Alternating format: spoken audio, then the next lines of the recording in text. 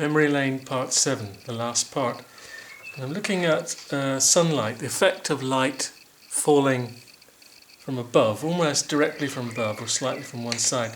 Obviously the sun is a long way away, but if I use an edge to guide the brush and I have a slight angle on the sun, so the sun is just a little bit to the right of overhead, then I'll get an angle, but the angle will be the same cast from all these blinds, pretty much because the sun is such a long way away. Now, how to go about that without ruling lines? Well, first of all, the colour, that's going to be a translucent blue-grey, quite a watery mixture, and ultramarine and a little bit of ochre and a little bit of crimson, but it's mostly a cool colour, but it's a blue-grey, and the colour is something like that, fairly thin, fairly washy sort of colour. I don't want to make it too strong, I don't want to make it too weak. This is the last thing to go into this watercolour, and there's already a lot on it, so it's a bit of a high risk strategy. So if I follow, each blind is going to cast a shadow onto what's below. So if this blind is casting a shadow, let's say the shadow goes as far as the edge of the footpath, then the shadow is going to do something like this. And I'm not going to rule these lines because shadow, it's just light. So I'm using a lot of water, and the shadow is going to cross from there, and it's going to cross from approximately through there,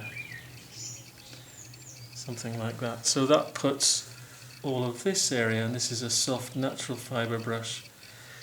This is a glaze in watercolour, puts the shadow about there, and I'm going to make it go over the edge of the footpath, something like that. And it puts this window, which is obviously the intention of the blind, into shade, partly.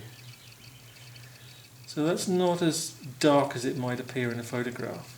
That's because this is a painting, and it's going to dry, that colour is going to dry lighter. There might be a little bit of shadow on the downturned edge of the blind, something like that. So that's used up quite a lot of colour, ultramarine and ochre, a little bit of crimson.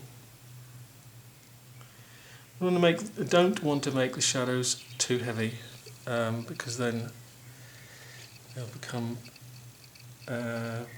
make it less translucent, make it less fresh. So this blind with the sun at that angle is going to cast a shadow.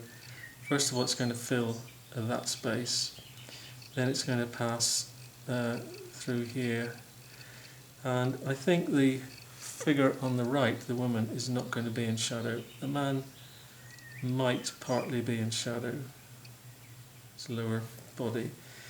So that's coming down to about there somewhere, so that means that this shadow would come across like that and fill this space, and the left side of her might be in shadow. Mostly she's not in shadow, so the shadow will be behind her, and that's good because that will push her figure forwards.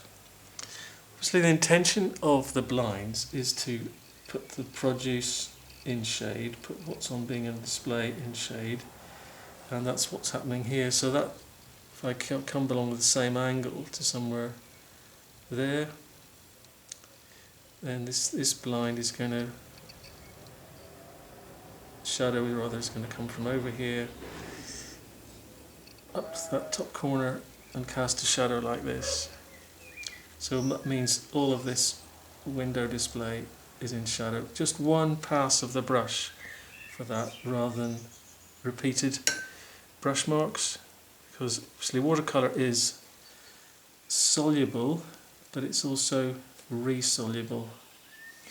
And I'm going to come across, so that shadow is sort of coming across here and down here, maybe across like that in a sort of zigzag, and then a little bit of shadow coming across on the footpath. That puts him, this figure, in the sunlight. Come down like that. Something like that. That's where I think that shadow would fall. And the other shadows, obviously they're not such big areas, these shadows, because they're much further away. The detail of that, still the same angle, so that's the shadow is going to fall through here and miss this figure, I think, because you'll be standing in front of, and come down through here from the back of the blind, somewhere there. Again, just holding the ruler up to guide where the edge of that shadow is. Something like that. And then this shadow would come forwards from there to connect with that, but that's hidden by the car, and come to there, so the shadow will do something like that. Come over to here perhaps, and come across. Something like that. Yeah, something like that. This side of the car is going to be maybe a little bit in shadow, and the underneath of the car, that's going to be in shadow underneath the tyres, and underneath there, so there's a sort of pool of shadow. And with the sunlight from this direction, then there'll be a little bit of shadow from the bicycle, but it's quite far overhead, so the position doesn't produce an awful lot of shadow.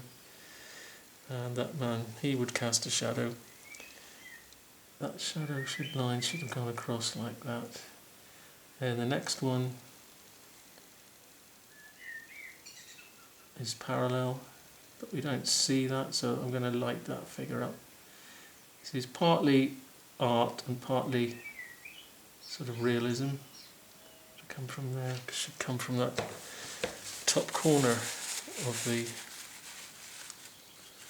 Let's mop that up. So that top corner and the angle through there for the shadow. Next one, a little bit of a shadow there, and then an angle and a cast shadow coming across. Next one, shadow coming from that light blue awning, and then from the last awning, line somewhere, something like that, across there, and possibly a hint of going across the pavement. So the sun's coming this way, which means that there are gaps of sunlight between the blinds, and this little fold, this little downward fold, that would be in shadow also. The object of the shadow is to try and add depth to the scene, the believable sort of three-dimensional space. I just want to be a little more careful with that. So light's fairly much from above, or a little bit from the side, perhaps that way. So it's coming on that way. That means the pram, there'll be a little bit of shadow cast by the pram. Won't be any thicker than that, and the figure also cast a shadow. Yeah, the figure and the pram, possibly a longer shadow. And the left-hand side of the figure, so this side, same colour. Maybe an idea of shadow there. A little bit of shadow there. Don't want to overdo the shadow. Possibly that side of the car, this side of the figure, and the cast shadow of a coat onto legs. That needs lifting out later on. So on this figure, that will mean, zoom into that a bit. But this side, the left side of the figure, this will be in shadow, so under there, possibly in shadow. And the idea of the fabric being sort of creased or folded, especially at elbows, creases and folds. And down this left side of the figure, left side of the leg, something like that. Maybe down this side too. The arm, creases and folds. The hat ought to cast a shadow onto the face. A little bit of shadow on that side of the figure. And coat, below coat you get a little bit of shadow. And on these figures,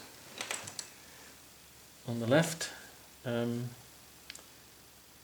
again it's the creases and folds in elbows, so you get a little bit of a crease there that gives a curve, since this is the most the largest figure, the most described figure if you like, so all that side's a little bit of shadow. And his hat probably would cast a shadow onto his face or his hair, and below the coat there, that's going to cast shadow, maybe not there, but certainly below that point and onto the feet, and below there too. I think she's only partly in shadow. This left side of the figure, and the bag would probably cast a bit of shadow, have a bit of shadow on that side. Trying to understate the shadow, because it can be something that makes this a bit too dark.